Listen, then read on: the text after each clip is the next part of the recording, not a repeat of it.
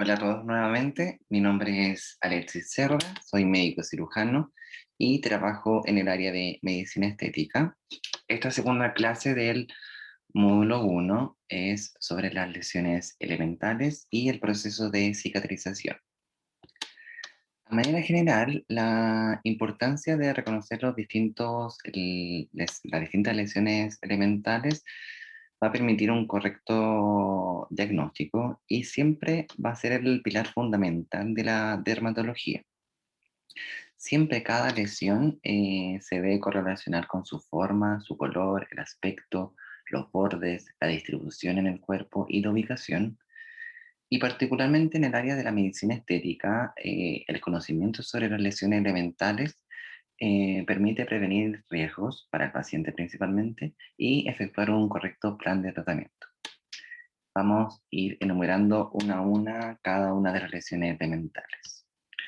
La primera es la mácula, que corresponde nada más que a un área circunscrita de algún cambio de color en la piel.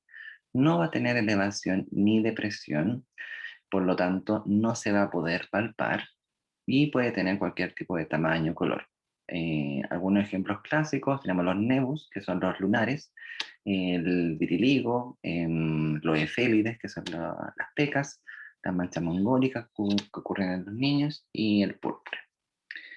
Em, la pápula, por otro lado, es una lesión superficial, pero que es elevada, sólida y por lo general menor a medio centímetro de diámetro. Como es elevada, es palpable, porque está elevada sobre el plano cero de la piel. Y puede tener distintas formas. Algunos ejemplos clásicos son algunos exantemas populares, principalmente virales, y algunos nevos que sean más levantados. La placa, por otro lado, es la elevación en meseta por arriba de la superficie cutánea. En general es bien definida y tiende a ser por una confluencia de pápulas, lo que ocurre típicamente en la psoriasis. La lichenificación, por otro lado, es la formación de una placa grande, que en general es menos definida, donde la piel tiene un aspecto engrosado y se acentúan los bordes cutáneos. Y esto ocurre típicamente en los casos de dermatitis atópica, algunos eczemas, en la psoriasis, en el líquen simple y algunos tipos de micosis. El nódulo puntualmente es una lesión palpable, sólida, puede ser redondeada o elipsoidal y claramente es más grande que una pápula, que es lo que lo diferencia, y puede afectar distintas capas de la piel, como la epidermis, la dermis o el tejido subcutáneo, y habitualmente tienden a ser por infiltrados que son inflamatorios, neoplásicos o por algunos depósitos metabólicos, como por ejemplo los de ácido úrico que ocurren en pacientes con gota.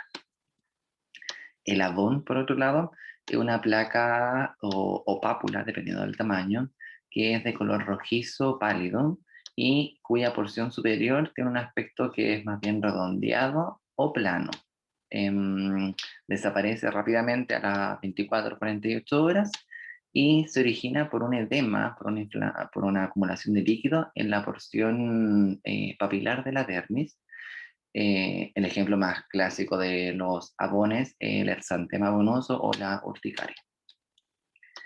La vesícula o ampolla, acá la diferencia es solamente un tema de tamaño. Vesícula es cuando menor a medio centímetro y ampolla cuando es mayor a medio centímetro. Es una cavidad superficial que está circunscrita y elevada que contiene líquido y se va a originar por una separación de las capas o de varios niveles de la piel superficial. Lo ocurre típicamente en algunos casos de eczema de contacto, en este caso de dermatitis herpetiforme o en el pénfigo. La pústula, que es bastante similar, pero que es una cavidad también superficial y circunscrita de la piel, pero que contiene, en vez de un líquido ceroso, en este caso es un exudado purulento. Y se va a diferenciar de la vesícula en que el contenido no es de color claro, como en la ampolla y la vesícula, sino que en este caso en las pústulas el contenido es turbio. Y ocurre principalmente en los casos de vesículas de herpes simple, que en este caso serían pústulas en verdad, o de virus varicela zoster.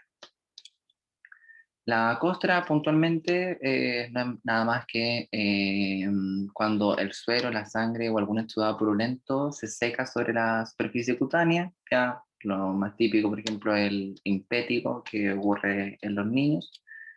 La descamación ocurre como consecuencia del desprendimiento de la primera capa de la epidermis del estrato córneo y pueden ser grandes, ya como ocurre con las membranas de aspecto psoriático, lo clásico, el exantema papulo-escamoso. La erosión es una lesión que solo va a afectar la epidermis, no afecta la dermis, y como no afecta la dermis, eh, cura sin formar las cicatrices, ¿ya? En general es bien definido, ¿ya? Es de color rojizo y va a exudar líquido, ¿ya? Esto ocurre, por ejemplo, cuando con las ampollas, ¿ya?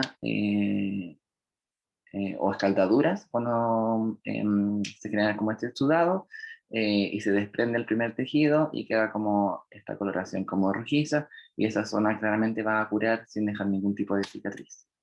A diferencia de la úlcera, que es una lesión cutánea que se extiende hacia la dermis o puede llegar a ser más profundo hasta el tejido subcutáneo, siempre va a ser secundario a algún tipo de trastorno o trauma, ¿ya? Las úlceras nunca son normales. Siempre va a curar con formación de cicatriz, ya que como llegó a afectar a la dermis, significa que se alteró la membrana basal de la epidermis. Y la cicatriz corresponde a la sustitución de tejido, con tejido fibroso de un defecto generado por alguna úlcera o alguna herida previa. Las cicatrices pueden ser hipertróficas y duras o atópicas y de consistencia más blanda. Es importante cuando conversamos sobre cicatrices entender que hay cicatrices normales y cicatrices patológicas. De las patológicas tenemos la cicatriz hipertrófica y el queloide, ¿ya? De acá la principal diferencia entre estas dos es que el queloide nunca va a respetar los márgenes originales de la herida. Y pasando al tema del proceso de cicatrización, este es un proceso que se compone de una cascada coordinada de eventos que son celulares, moleculares y bioquímicos, y fisiológicamente se compone de cuatro fases: la homeostasis, la inflamación, la proliferación y la remodelación. Estas cuatro fases ocurren de manera conjunta, secuencial y superpuesta a la vez. La primera fase es la homeostasis, en que al momento de la injuria, cuando ocurre el daño vascular, este va a desencadenar un proceso principalmente para prevenir la exsanguinación, es decir, como evitar el sangrado. En los primeros minutos va a haber una contracción vascular y con ello va a haber una reducción del flujo sanguíneo hacia esa zona. Va a haber una liberación concomitante de sustancias vasoactivas y va a haber una llegada de células inflamatorias, inicialmente neutrófilos y macrófagos. Además, va a haber una activación de la agregación plaquetaria que van a liberar los factores de crecimiento para los procesos posteriores. Y el segundo efecto de la agregación plaquetaria es formar el tapón plaquetario para evitar mayor sangrado.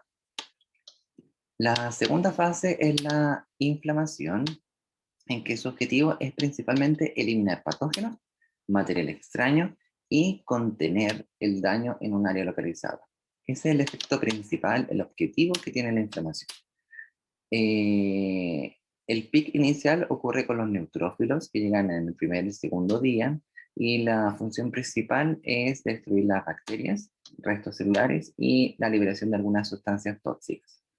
Al segundo tercer día ocurre la fagocitosis de los elementos de desecho por parte de los macrófagos y la liberación de algunos factores de crecimiento que van a regular río abajo la cascada inflamatoria, van a promover la angiogénesis y la granulación del tejido, en el fondo la formación de fibrina.